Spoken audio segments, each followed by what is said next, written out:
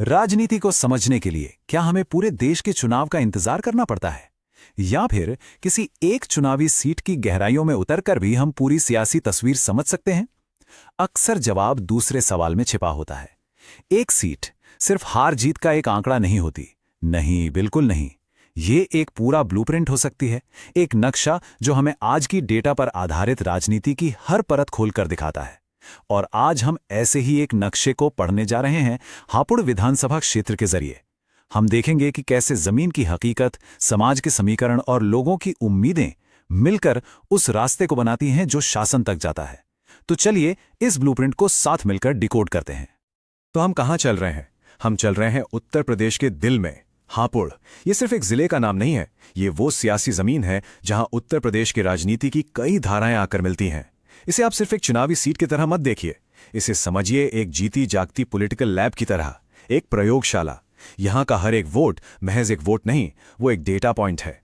यहां की हर गली एक नया समीकरण बनाती है, और सबसे जरूरी बात, यहां के हर नागरिक की आवाज, चाहे वो बुलंद हो या दबी हुई, एक बहुत बड़ी कहानी का हिस्सा है। तो चलिए सबसे पहले सियासी अखाड़े को, इस मैदान को समझते हैं। हापुड़ का राजनीतिक परिदृश्य बहुत जटिल है। यही जटिलता आने वाली रणनीतिक चुनौती की नींव रखती है। देखिए, यहां पर जीतना सिर्फ लोकप्रिय होने का खेल नहीं है। यहां जीत का मतलब है सामाजिक ताने बाने की हर एक गांठ को, हर एक धागे को सटीकता से समझना और फिर उसे सुलझाना। तो इस सियासी मैदान की रूपरेखा क्या है? आइए हापुड़ के प्रोफाइल पर एक नजर डालते हैं। सबसे पहली और सबसे अहम बात, ये सीट अनुसूचित जाति यानी एससी के लिए आरक्षित है। इसका मतलब है कि यहां का सामाजिक तानाबाना ही राजनीति की दिशा तय करता है। यहां वाल्मीकि समुदाय की एक बड़ी और निर्णायक आबादी है। इसके साथ ही करीब 25% मुस्लिम मतदाता हैं और लगभग 10% गुर्जर और अन्य पिछड़ा वर्ग के लोग हैं। अब जरा इसके राजनीतिक इतिहास को देखिए। ये जमीन पारंपरिक तौर पर कांग्रेस और फिर बहुजन समाज पार्टी का मजबूत गढ़ रही है। और यहीं पर आती है सबसे बड़ी चुनौती, खासकर समाजवादी पार्टी के लिए। तथ्य ये है कि सपा ने आज तक ये सीट कभी नहीं जीती, कभी नहीं। ये सारे समीकरण मिलकर इस जगह को समाजवादी पार्टी के लिए एक बेहद बेहद मुश्किल रणभूमि बना देते हैं। अब बात करते हैं सबूतों की। देखिए, किसी भी राजनीतिक अभियान का जो पहला और सबसे जरूरी कदम होता है, वो है आंकड़ों का फॉरेंसिक विश्लेषण। भावनाएं, धारणाएं, हवा, ये सब अपनी जगह हैं, लेकिन आखिर में जीत का नक्शा सिर्फ और सिर्फ संख्याएं दिखाती हैं। वही हमें बताती हैं कि असल लड़ाई है कहां और उसे जीतना कैसे है। साल 2022 में हापुड़ में कुल मतदाताओं की संख्या देखिए, 3,68,481। ये महज एक आंकड़ा नहीं है, ये इस एक विधानसभा क्षेत्र में लोकतंत्र का पैमाना है। इतने सारे लोग अपनी अपनी उम्मीदों और शिकायतों के साथ एक बेहतर भविष्य की आस में। और ये चार्ट उस साल की पूरी कहानी बस कुछ सेकंड में कह देता है। ये एक बहुत ही कड़ा, एक त्रिकोणीय मुकाबला था। बीजेपी को मिले लगभग 40% वोट, आरएलडी और समाजवादी पार्टी के गठबंधन को मिले करीब 37% और बसपा को मिले 20% से भी ज्यादा।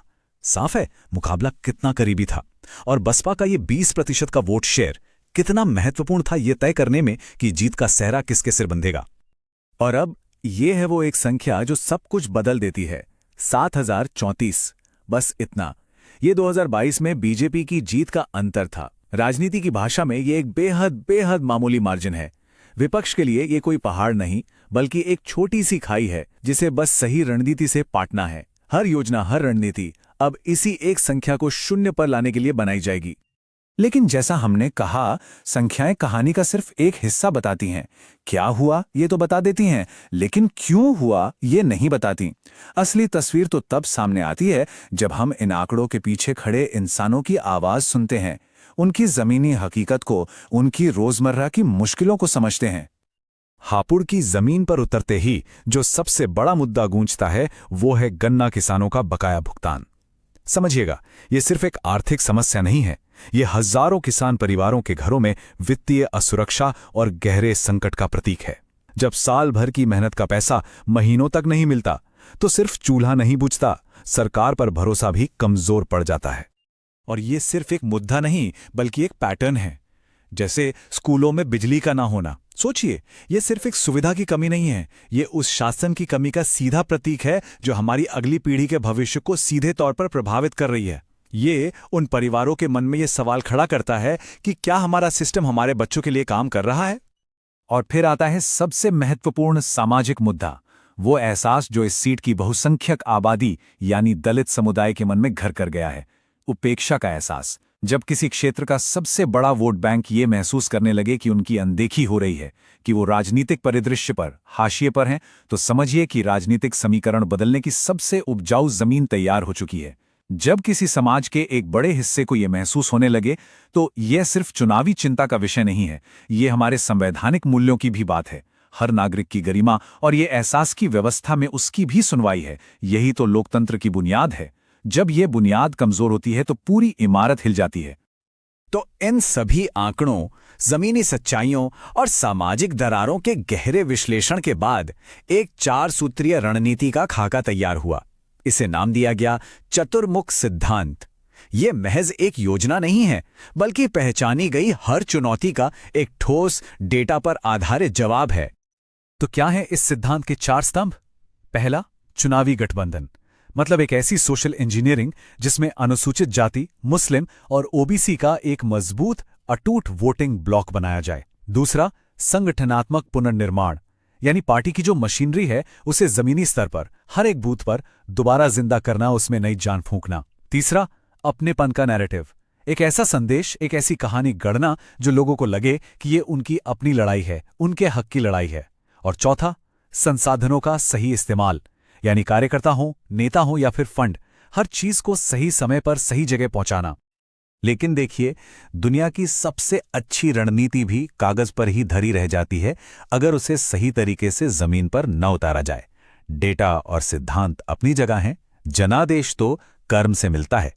अब हम देखेंगे कि कैसे इस ब्लूप्रिंट को एक ठोस, असरदार अभियान में बदला गया। और इस अभियान की आत्मा को आप इस एक नारे में देख सकते हैं, हापुड़ का हक सपा के साथ। ये सिर्फ एक नारा नहीं है, ये अपनेपन के नैरेटिव का सबसे सटीक क्रियान्वयन है। ये नारा पार्टी के मंच को सीधे सीधे मतदाताओं के न्याय और उनके स्थानीय अधिकारों की भावना से जोड़ता है। ये कहता है कि पार्टी सिर्फ वोट नहीं मांग रही, बल्कि हापुड़ के उन हकों के लिए लड़ रही है जिनकी अब तक अनदेखी हुई है, चाहे वो गन्ने का पैसा हो या स्कूलों में बिजली। ये नारा सिर्फ एक पॉलिटिकल मैसेज नहीं है, ये एक दावा है, एक वादा है।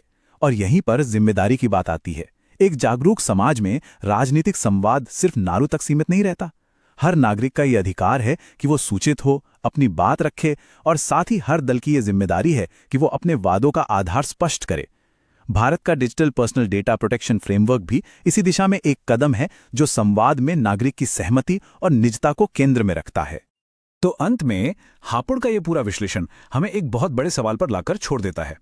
क्या आज की आधुनिक राजनीति में सबसे अच्छी रणनीति का मतलब सिर्फ और सिर्फ सबसे अच्छा डेटा है, या फिर असली रणनीति वो कला है जो डेटा की सटीकता को जमीनी हकीकत और इंसानी जज्बातों से जोड़ सके? हापुड़ का ये केस दिखाता है कि जीत शायद इन दोनों के बीच के नाजुक संतुलन में ही छिपी है। अगर आप एक जन केंद्रित नेता बनना चाहते हैं और अपने निर्वाचन क्षेत्र का उत्थान करना चाहते हैं, तो blueprintstrategies.ai से mgr@blueprintstrategies.ai पे संपर्क करें या 0800 420 14 1602 पर कॉल करें। राजनीति से परे एक उद्देश्य,